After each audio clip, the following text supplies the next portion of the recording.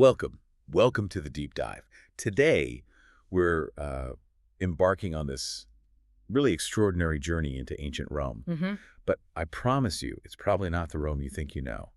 We're doing this through Mary Beard's absolutely groundbreaking book, SPQR, A History of Ancient Rome. Yeah, it's a game changer. Totally. Yeah. If you thought Rome was just this, fixed, glorious, unshakable empire, well, Beard is here to kind of shatter that illusion. And honestly, Yeah. makes it way more compelling. That's exactly right. Our mission for you today, really, is to give you a shortcut to understanding Rome. Not just memorizing dates or emperors, Right? It's about getting the essence of Rome, not as some, inevitable golden age, but as this dynamic, complex, often pretty messy society. And its choices, its struggles, and they really resonate with our own world today. So we're going to try and demystify the legends, peel back the layers, find the human story. So how ordinary people shaped it all. Exactly. Not just the famous names. We've pulled out what we think are the most potent insights from Beard's work. So you'll hopefully walk away not just informed, but with a genuinely new perspective. Okay, so with that mission set, let's dig in. Beard's first big challenge to our assumptions. When we picture Rome, it's often, gladiators, emperors, huge arches. Grandeur, power. Yeah, almost mythical, right? Yeah. But Beard challenges that straight away. Even the title, SPQR, Senatus Populus Romanus. Yeah. The Senate and People of Rome. What's the significance there? Why start with that phrase? Oh, it's absolutely key. It's not just a motto. Beard uses it to highlight this fundamental tension, this partnership, sometimes real, sometimes, let's be honest, purely rhetorical between the rulers and the citizens. Okay. Right from page 1, she's saying Rome was always a conversation, a negotiation, often a pretty heated one. Right. And what's really fascinating, and this is critical, she insists Rome's rise wasn't some preordained destiny. It was the result of choices, struggles, and improvisation. Improvisations, I like that. Yeah. It's a huge shift in perspective. It means Rome wasn't just the story of inevitable greatness. It was messy, human. Imagine a crossroads, a different choice, a different battle lost, maybe. And history looks totally different. Exactly. So not a straight line to empire, more like stumbling, adapting, taking risks. That makes it feel much more, relatable. It grounds the legend. It does. And building on that, she really goes after this idea of Rome being divinely ordained or glorious from day one. Even how she talks about the origins. Instead of just retelling Romulus and Remus or the rape of the Sabine women as facts. Which they clearly weren't, literally speaking. Right. She uses them to expose Rome's underlying values.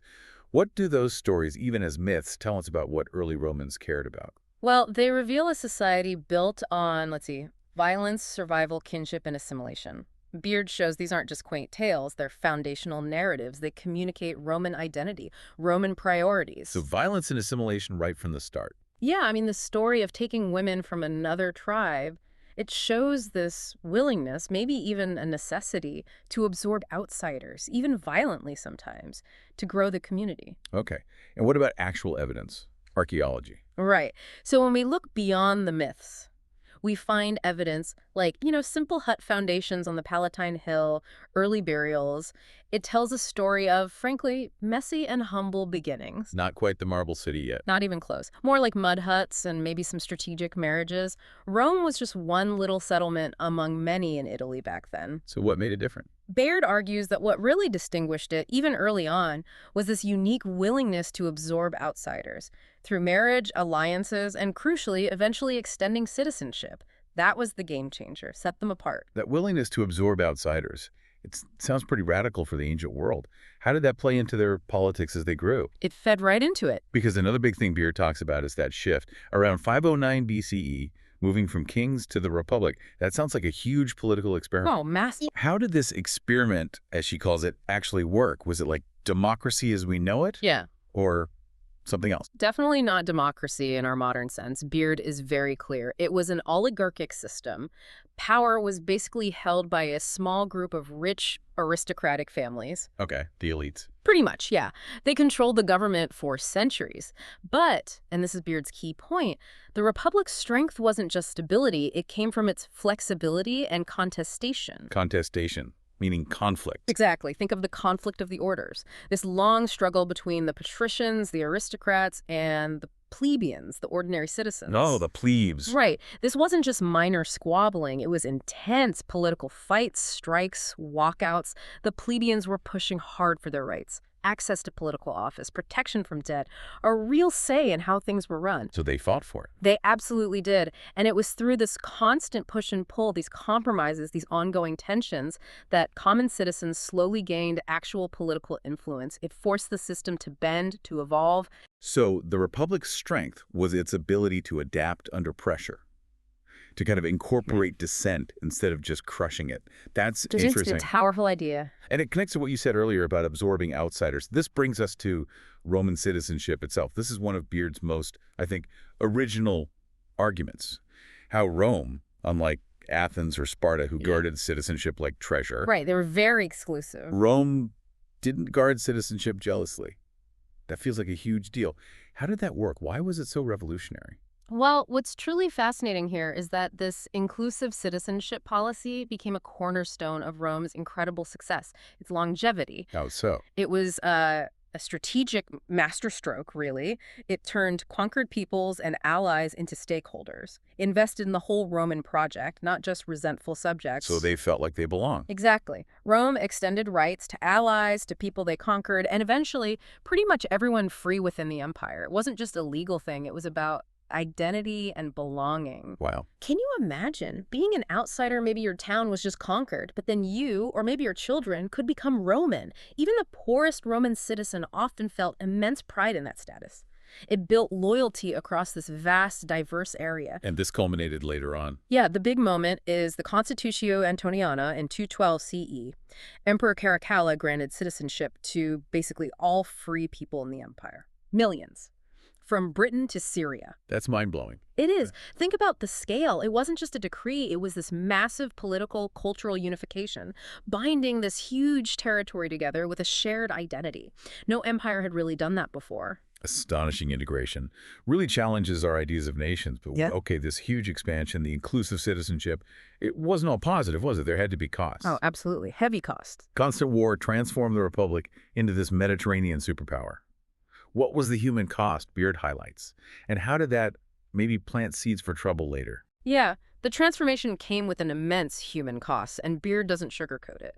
You have the horrific destruction of places like Carthage literally wiped off the map. Salted the earth. Right, that's the story, yeah.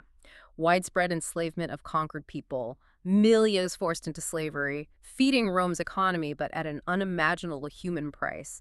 Waves of displaced people. And what about back home in Italy? That's crucial, too. This rapid expansion created profound inequality. The wealthy elites got massively richer. War spoils, huge tracts of new land, often land that belonged to the very soldiers fighting Rome's wars. So some lose out. Often, yeah. They'd be away fighting for years. Their small farms back home might fail, get neglected, or just bought up cheap by the rich landowners. They come back, maybe wounded, find they have no land, no livelihood. They drift to the cities. Creating this urban poor. Exactly. This growing gap between the super rich, profiting from empire, and the displaced poor. That created the perfect storm. It set the stage for the crises that eventually tore the Republic apart. So the costs of empire destruction abroad, slavery, this massive inequality at home, it really sounds like a ticking time bomb. How does Beard describe the explosion, the late Republic? That's a good way to put it. That deep inequality, the strains of managing an empire, it led straight into what Beard calls the late Republic, a really turbulent, violent period. What characterized it? Rampant corruption, for one. The rise of these powerful, charismatic figures, populists you might call them, who bypass the old rules. Like who? Well, think of the Gracchi brothers first. They tried radical land reforms to help the poor, basically redistribute some of that elite land. What happened? They were killed, violently opposed by the Senate. Oof, yeah. Then you had the big military figures, Marius, Sulla, Pompey, and of course Julius Caesar. These guys repeatedly tested the limits of the system, pushed it, bent it, sometimes broke it with their personal ambitions, their private armies loyal only to them. Right. The legions became loyal to generals, not the state. Precisely.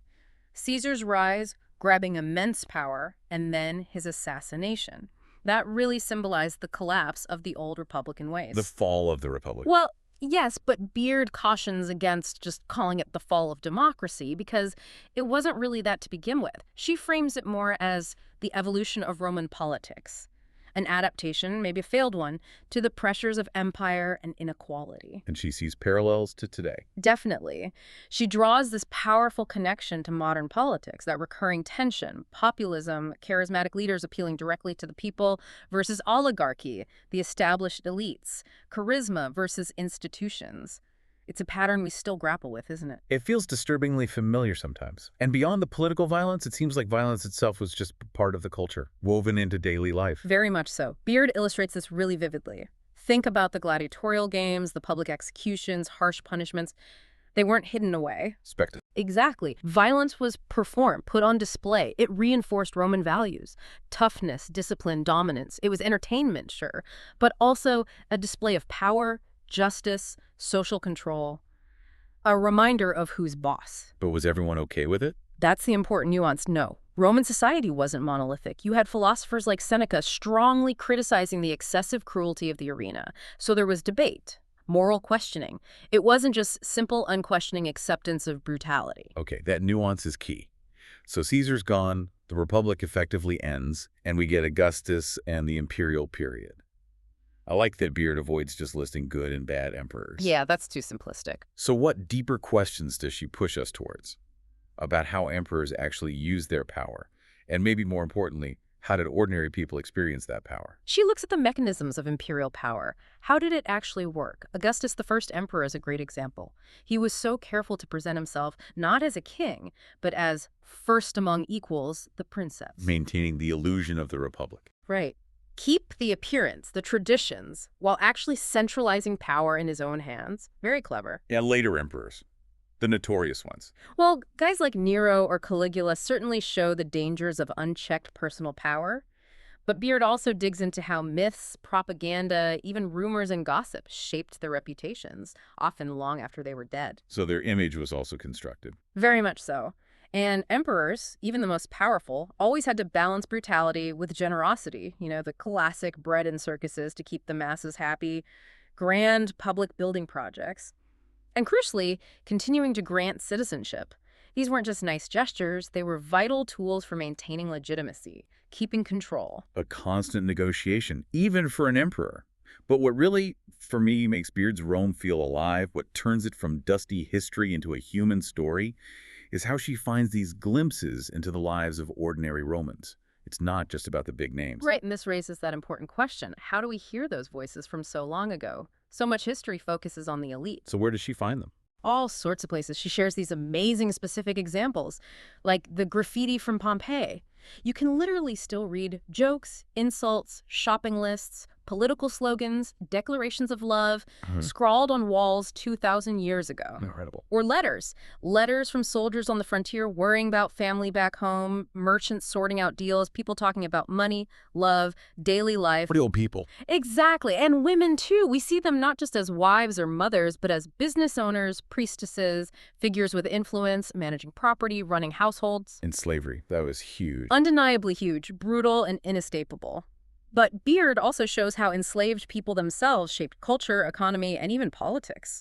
They were cooks, teachers, administrators, craftsmen, gladiators, often holding immense practical knowledge and influence despite their legal status. So it's this bottom-up perspective. That's what makes it so relatable, so human. It connects us to individuals who lived, loved, struggled in that world. It breaks down that image of Rome as just one thing, reveals this much more diverse, textured, complicated society. Yeah, those individual stories really bring it home, fulfill that mission of demystifying Rome. Yeah. So wrapping up, SPQR is just, well, it's a masterpiece, isn't it? It really is. A profoundly human story, inclusive sometimes, violent other times, full of contradictions, and it challenges so many assumptions with, like, real wit and clarity. Absolutely. Her core message, I think, is that Rome's legacy is fundamentally ambiguous. It's complicated. Oh, so. Well, on one hand, it gave us foundational things, Concepts of law, citizenship, incredible architecture, literature, stuff that still shapes our world. Sure. But on the other hand, it gave us the model of empire, conquest, mass enslavement, deep, deep inequality. It's not a simple legacy to celebrate or condemn wholesale. It's not a model to copy. Definitely not uncritically. Beard suggests it's more like a mirror in which we see our own struggles, with power, with inclusion, with identity. These are still our issues. And what makes her work so valuable, I think, is that constant reminder.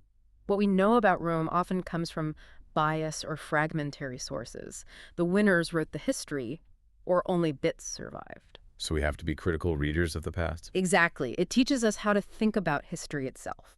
Critically, inclusively, always asking questions, always being curious, never just accepting the standard story. Okay, so a final thought for you, listening right now, to ponder. Mm-hmm. If future historians did a deep dive into our time, right now, what unspoken agreements or maybe silent struggles might they uncover? What things that we take for granted might actually demystify our present, much like Beard demystifies ancient Rome? That's a good one. What are our own SPQRs, maybe? Something to think about. If you found this deep dive valuable, please do like, share, and subscribe to the channel and video. It really helps others find the show. Thanks for joining us.